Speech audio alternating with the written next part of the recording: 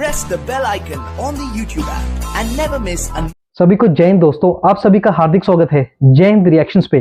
आशा करता हूं कि आप सभी लोग बहुत अच्छे होंगे। तो आज की लेटेस्ट और इंटरेस्टिंग वीडियो में आप देखेंगे कि एक तरफ भारत और सऊदी अरेबिया के बीच में ज्वाइंट मिलिट्री एक्सरसाइज होने जा रही है और दूसरी तरफ हम जानते हैं कि अगले महीने सऊदी अरेबिया में सबसे बड़े एक मंदिर का उद्घाटन होने जा रहा है, जहां पे भारत के प्रधानमंत्री खुद श्री नरेंद्र मोदी जी जाएंगे, जिसे देख के पाकिस्तान को काफी ज्यादा तकलीफ है और पाकिस्तान इस बात को लेके काफी ज्यादा बौखलाया हुआ है। तो इस वीडियो में आप देखेंगे पाकिस्तान की मशहूर पत्रकार महविश नाज को, जिनको भारत में काफी ज्यादा पसंद किया जाता है, इस मुद्दे पे उनका बड़ा ही मजेदार रिएक्शन। तो ये वीडियो काफी इंटरेस्टिंग होगी, इसे अंत तक देखें और चैनल पे नए हैं तो चैनल को सब्सक्राइब कर दें ताकि हम आपके लिए लेटेस्ट और इंटरेस्टिंग वीडियोस लाते रहें। तो चलिए पहले ये वीडियो देखते हैं और अंत में इसके बारे में बात करेंगे। जय हिंद, जय भारत। पाकिस्तान से अच्छे रिश्ते रखना चाहता है, पाकिस्तान उनसे रखना चाहता है, लेकिन ऐसा क्या होता है कि वो सारे के सारे इंडिया के साथ स्ट्रेटेजिक रिलेशंस भी रखेंगे, बिजनेस रिलेशंस भी रखेंगे, तो फिर काहे का मुस्लिम उम्मा? First of all sir, thank you so much. Pleasure is all mine कि आपने मुझे अपने चैनल पे इनवाइट किया। Thank you audience for watching us और इतना सारा प्यार देते हैं आप लोग। और जहां तक बात है आपके सवाल की, तो सर इस टाइम पे आई डोंट थिंक सो कि ये सवाल भी बनता है कि पाकिस्तान के साथ कोई ताल्लुक बेहतर रखना चाहता है या नहीं, और इंडिया के साथ रखेगा या नहीं रखेगा। डेफिनेटली सऊदिया, आप देखें इसराइल फलस्तीन का मसला हुआ, कोई भी किसी भी कंट्री का इशू, सऊदिया एक ऐसी स्टेट है जो सबसे पहले अपना फायदा देखेगा, अपना मफाद सोचेगा और फिर किसी दूसरे का। जैसे अगर बात करें, अभी आपने देखा फलस्तीन वाला, वो लोग इसराइल के साथ अपना फायदा निकालने के लिए ये बात अनाउंस करने ही वाले थे कि वो लोग उसे कंट्री कंसीडर करते हैं। कंट्री कंसीडर करने वाले सिनेरियोस की वजह से वो मुस्लिम कंट्री होने की वजह से स्टिल फलस्तीन के साथ खड़ा नहीं हुआ। तो सऊदिया हमेशा अपना फायदा देखेगा पहले, फिर किसी दूसरे के बारे में सोचेगा। और इंडिया इस वक्त वो सोने की चिड़िया है जो सबको फायदा दे सकती है। इंडिया की पॉपुलेशन, इंडिया की ग्रोथ, इंडिया की इकोनॉमी, इंडिया के डेवलपमेंट और हिंदुस्तान के करंटली जो पॉलिसीज चल रही हैं वो सबके लिए बेनिफिशियल है। एक वाहिद पाकिस्तान ऐसा मुल्क है, मुझे कहते हुए निहायत दुख और शर्मिंदगी हो रही है कि पाकिस्तान वाहिद वो मुल्क है जो कहता है आ बैल मुझे मार, और अपने पैर पे खुद ही हर दफा कुल्हाड़ी मारता चला जाता है। तो बड़े दुख की बात है, ये ऐसा नहीं होना चाहिए, चीजें बहुत बेहतर हो सकती हैं। और जहां तक बात है कि सऊदिया जो है ताल्लुकात अच्छे पाकिस्तान के साथ नहीं रखता, मुस्लिम कंट्री होने के बावजूद भी। तो देखिए, मुस्लिम कंट्री हम कहते हैं कि रिलीजन कम्स फर्स्ट, बट हर वो कंट्री जो डेवलप है या फिर डेवलपिंग सिनेरियोज से गुजर रही है, वो पहले कहते हैं कंट्री फर्स्ट फिर रिलीजन फर्स्ट। एक वाहिद पाकिस्तान है जो अभी तक ये नारा लगाती आ रही है, लगाता आ रहा है कि हमारे लिए country first, religion first, country second पे है। आप इंडिया का भी देखें, मैंने मेजॉरिटी इंडियन से भी यही सुना, आपके नरेंद्र मोदी जी भी यही कहते हैं कि for all of them religion is on second priority, nation is on first priority। तो जब तक आप नेशन को प्रायोरिटी पे नहीं रखोगे, आप उसकी अच्छाई भलाई बुराई कुछ सोच ही नहीं सकते। पाकिस्तान के अंदर रिलीजन को फर्स्ट पे रखा जाता है, और रिलीजन को फर्स्ट पे रखने के बाद क्या होता है, माइनॉरिटीज को किस तरह ट्रीट किया जाता है। पंजाब वाले जो है वो, उनको बलोचियों की फिक्र नहीं है, जो बलोचिस्तान वाले हैं उनको सिंध की नहीं है, जो सिंध वाले हैं उनको कश्मीर वालों की नहीं है। तो जितने बंटवारों में हमने बांट दिए इस मुल्क को, अब तो खैर अल्लाह ही खैर करे इसका। बाकी सऊदिया बहुत क्लेवर है, हार्ड वर्क से ज्यादा स्मार्ट वर्क को प्रेफरेंस देने वाली कंट्री है। और इस टाइम पे या हमेशा से ही सऊदिया के पास मुस्लिम कंट्रीज का एक एपिसेंटर है, एक ऐसा खजाना है मक्का मदीना की सूरत में, जिसको वो कभी भी किसी भी जगह यूटिलाइज कर सकते हैं। कभी भी किसी भी जगह कोई भी कंट्री उनको नहीं छोड़ सकती है, लेकिन उनके लिए ड्रॉप ऑफ करना बहुत आसान बात है। और इंडिया के साथ हाथ मिलाना, तो जब अमेरिका जैसा मुल्क आके हाथ मिला सकता है, वेस्ट पूरा इंडिया के आगे झुक सकता है, तो सऊदिया क्या ही बड़ी चीज है। चाइना जो है फॉलो अप करने लग गया इंडिया को, चाइना को दुख है ट्रेड खत्म होने का, तो फिर आई डोंट थिंक सो कि वो कोई बड़े, सऊदिया कुछ भी नहीं है उसके सामने। एक गाना याद आता है, वो एक गाना है कि आजकल कौन सा नशा करता है, आजकल सबसे वफा करता है। मतलब पाकिस्तान सबसे वफा कर रहा है, लेकिन पाकिस्तान से कोई नहीं कर रहा है। मुस्लिम उम्मा में कोई कंट्री उसके साथ खड़ा नहीं दिखता, जबकि कस्में तो मुस्लिम उम्मा की खाई जाती है। क्या पाकिस्तान की पब्लिक अब परेशान नहीं है कि कितने दिन मुस्लिम उम्मा सुनने यार, कोई तो साथ होता नहीं। जब हम कटोरा लेके मांग रहे थे तब तो कोई नहीं आया था।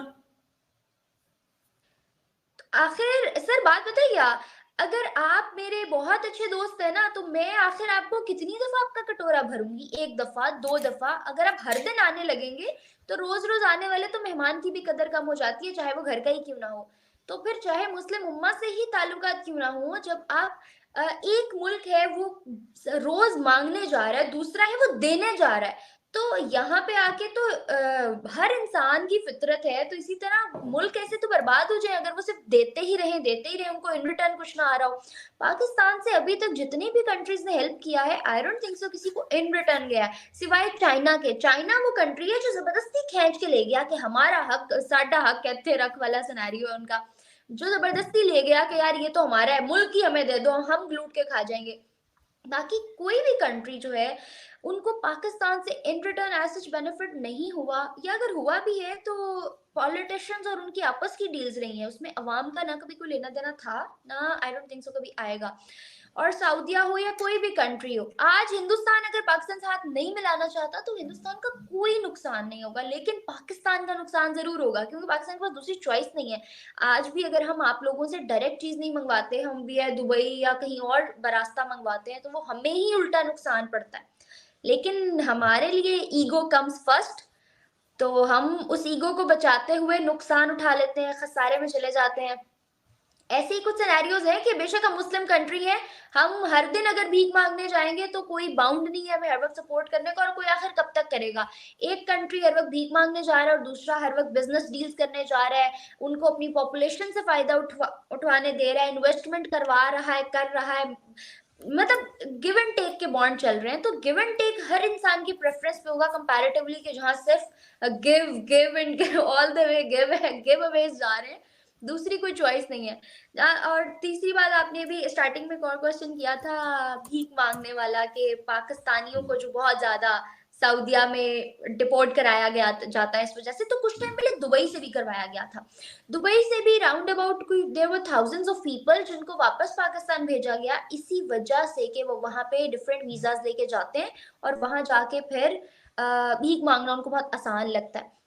कुछ अर्सा पहले I was doing public reaction show, तो उसके अंदर एक इंडियन मिला हमें बरकत मार्केट में, जिसने हमें ये बताया कि यार ऐसा नहीं है पाकिस्तान जैसा हम सुनते थे, people are so loving caring. मैंने जिसको बताया फ्रॉम इंडिया, तो उन्होंने रुक के मेरी बात सुनी, लेकिन एक चीज मुझे बड़ी खटकी, और वो ये थी कि इस मार्केट में खड़े खड़े मैं जब से आया हूँ, कोई यूं करके फिंगर्स पे गिन के कोई 40 बेगर्स आ चुके हैं मेरे पास मांगने के लिए।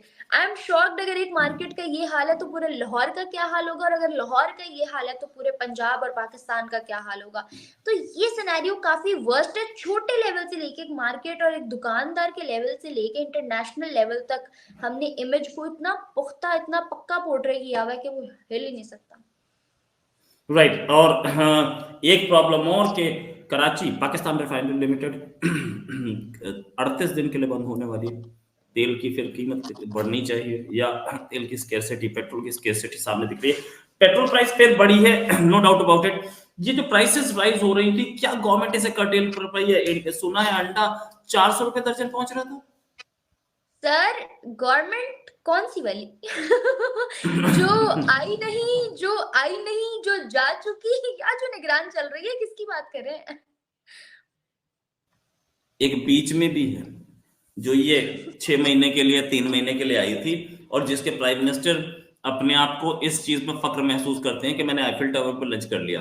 वो उस गवर्नमेंट की बात कर रहा हूँ, क्या कर रही है उस गवर्नमेंट की बात कर रहे हैं, तो उस गवर्नमेंट को क्या लगे, अवाम मरे जले कटे सड़े जो मर्जी हो, उसका अवाम से कोई लेना देना नहीं है, क्योंकि ना आने वाले इलेक्शन में अवाम उनको वोट देगी, और ना उनको किसी को जवाब देना पड़ेगा, ना वो पाकिस्तान की जनता को जवाब दें, और ना ही वो इंटरनेशनल लेवल पे किसी प्लेटफॉर्म पे जवाब दें, क्योंकि भाई उनका तो एहसान है कि उन्होंने मुश्किल में हमारे सर पे हाथ रखा है। तो बाकी तो पाकिस्तान में किसकी कीमत ऊपर जाएगी, किसकी नीचे, पापा जी डिसाइड करेंगे वो कर रहे हैं बैठ के। ठीक है, पापा की बात तो अलग है। पापा जो हैं, पापा ने तो शायद डिसीजन ले लिया है कि नवाज शरीफ आ रहे हैं एज प्राइम मिनिस्टर, लेकिन ठीक है, फाइन, ये सब चीजों पे अभी it's too premature to talk.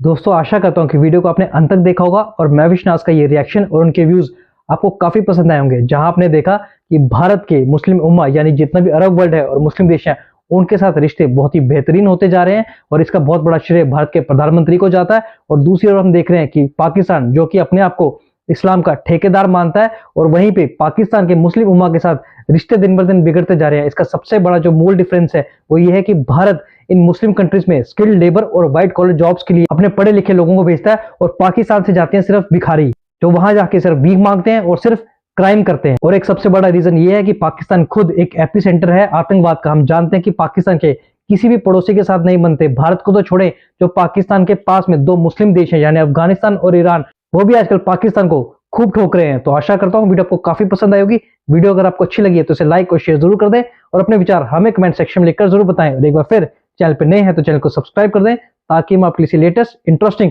और मजेदार वीडियोस लाते रहें। जय हिंद, जय भारत।